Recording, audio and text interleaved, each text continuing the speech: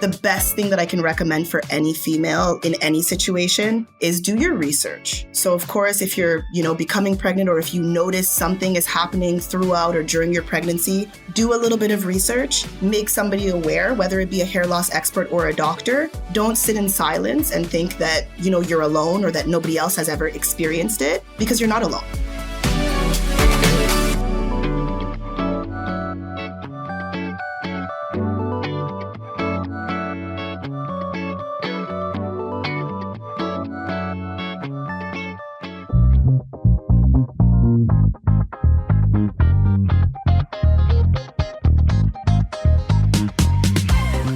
Welcome back to HairPod, the podcast where you get to hear real people share stories about their hair journey. I'm your host, Kevin Ralston. Each journey is as unique as the next. Some may find their hair thinning earlier than others, but it's a universal experience we all go through. To all our listeners out there grappling with hair loss, remember, you've got a community right here with you. And today we have a truly inspiring and informative story to share with you. Our guest, Jessica-Marie Laurent, faced a common but often emotionally challenging issue, postpartum hair loss. Today, we're going to explore how this natural occurrence impacted her self-confidence and, more importantly, how she found confidence again. When it comes to the subject of hair loss, and especially postpartum hair loss, Jessica's lived experience and knowledge about how the condition works helped me to understand this condition a little bit better. Postpartum hair loss affects many women, yet the impacts of it are not often discussed openly. Today, we're going to be shining a light on this experience, and we want you to know that when you are as well informed as Jessica, a world of hope and transformation opens up for you. So without further ado, let's dive right into Jessica's story.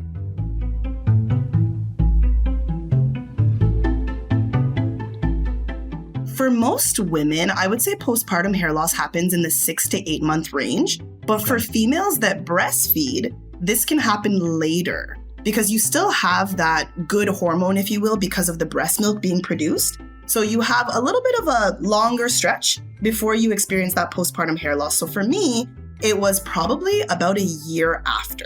I stopped breastfeeding my son after a year. And then after a year, I started to notice massive clumps of hair coming out while I was shampooing and conditioning. Yes. Now, when you say massive clumps, how would you put that in terms of size? What's your definition of massive?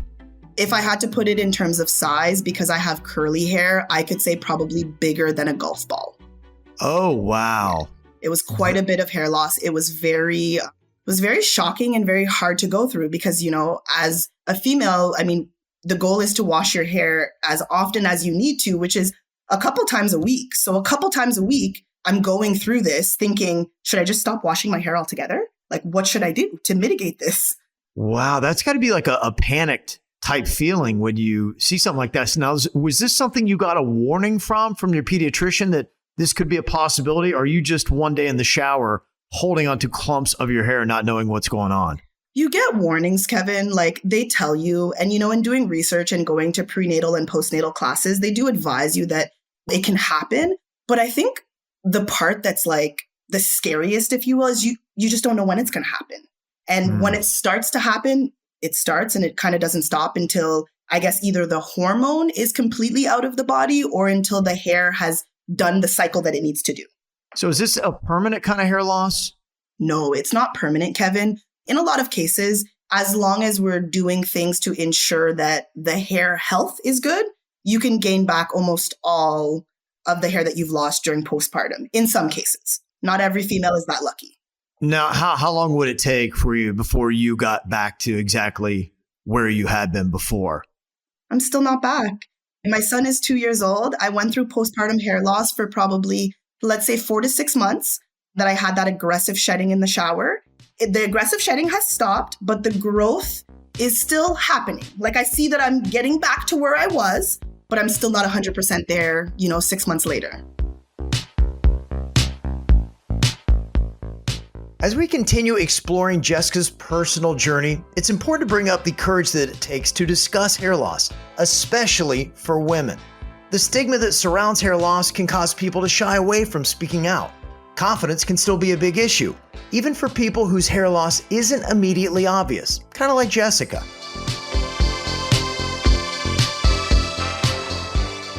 how bad did it get? Was it noticeable, or is it something that just you noticed? So not noticeable to friends and family, like friends and family. I don't want to, close friends and family that know me may have noticed, because I got a few comments like, hey, Jess, did you cut your hair? And it's like, no, I didn't cut my hair. It's actually just the density that's not there. But I mean, for close friends and family that know me very well, yes, it was noticeable. But for people on the outside looking in, nobody ever could tell that I had a hair loss issue. I think that I was also very good at concealing it so that I didn't have those additional asks or that additional stress of people noticing it. What did your hair look like before the pregnancy and before the hair loss? How thick was it? Was it something that you took a lot of pride in your hair? How would you view yourself and your self-esteem based on your hair that you had? Honestly, Kevin, I work in the customer service. So for me, my overall image is very important to me. Working at Hair Club, basically selling hair and recommending hair to people, it's very important for me to look and feel the way that I want my clients to look and feel, right? So I would have to say, honestly, like, how can I put it into words? My hair was so full and so voluminous and so curly and just moves in the wind the way that you want it to move. Not that it didn't do that during my hair loss, but there was significantly less of it. Like, I'm just used to having a fuller head of hair. My clients are used to me having a fuller head of hair. So I did get the odd question here and there.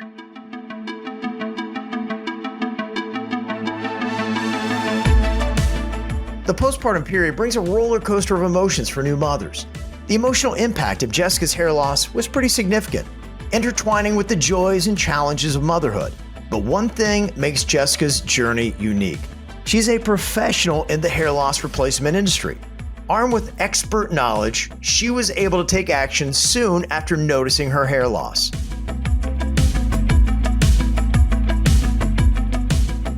It took me, honestly, surprisingly, having worked in the hair restoration industry for over 10 years now, it took me probably 2 months before I acted. Let me explain that now. 2 months, the first month was, oh my God, why me? And then the second month was, again, oh my God, why me? But hey, Jess, if you don't do something, you might not be able to get back all of the hair that you lost. So I literally heard myself almost having a consultation with myself as I would with a client, letting myself know that there is something that can be done, but I need to act quickly in order to ensure that I get the volume and density that I had, 4 months or 5 months before that. So 1 month of denial, the second month of coming to a realization. And as soon as I came to that realization, I acted extremely quickly.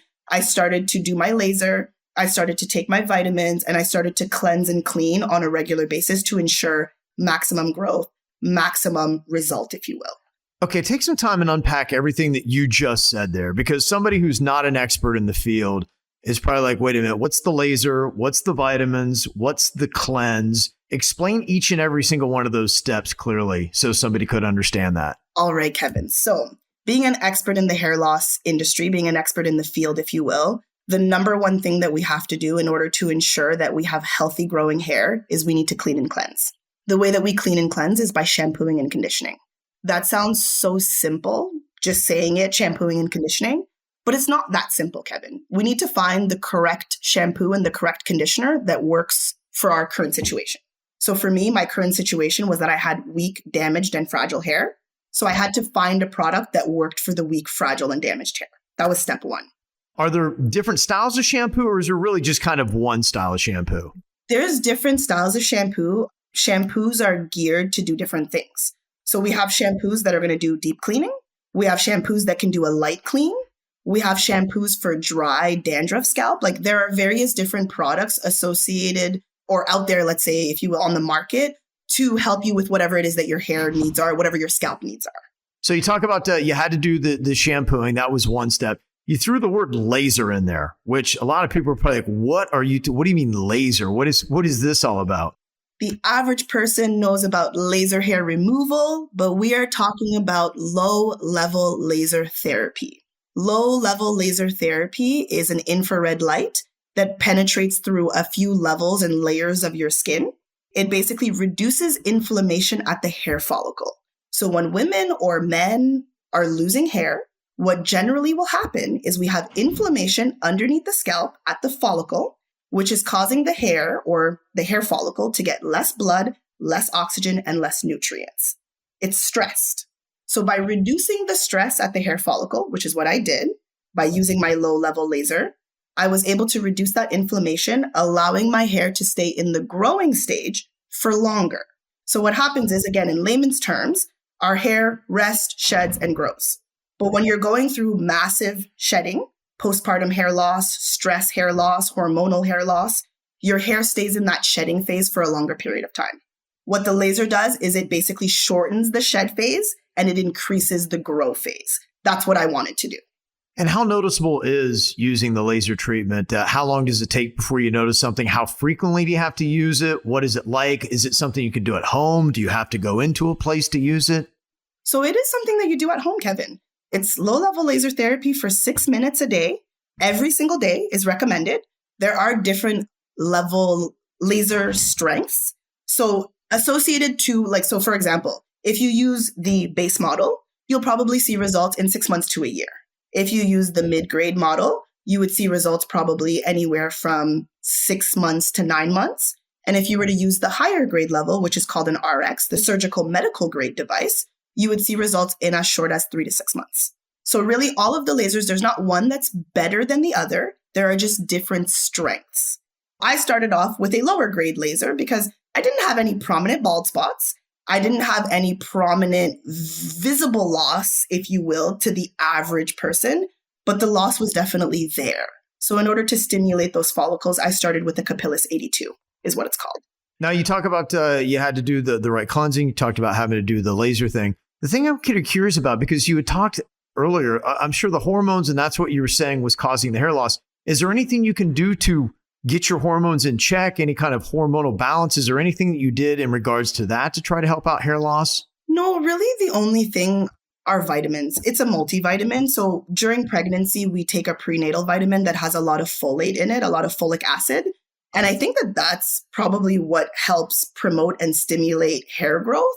So after you're done taking your prenatal vitamin, if you continue on a hair, skin, and nails vitamin that has either an equivalent or close to that amount of folate in it, I believe that that could really bridge the gap, if you will. And I think I just didn't do that. Like I didn't know enough about it at the time to do that. So I just didn't. But definitely a recommendation for women that are, either thinking about having children or already having children. Before you stop your prenatal vitamin, consult with a medical professional and absolutely replace that prenatal with something so that your body never goes without the booster, if you will.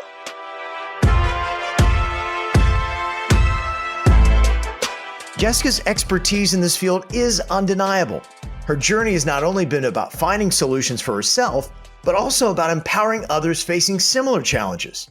So when it comes to offering advice to any women grappling with hair loss, Jessica speaks from a place of both professional authority and personal empathy. The best thing that I can recommend for any female in any situation is do your research. So of course, if you're, becoming pregnant or if you notice something is happening throughout or during your pregnancy, do a little bit of research, make somebody aware, whether it be a hair loss expert or a doctor. Don't sit in silence and think that, you're alone or that nobody else has ever experienced it, because you're not alone. The likelihood is that one person in the millions of people in the world have experienced the problem that you're going through. And there is always, in most cases, especially if we're talking about hair loss, there's always a solution. There's always something that can be done in order to bridge the gap.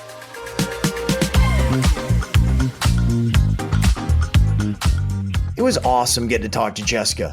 She's got this amazing way of bringing positivity into her challenging situation while always being really down to earth.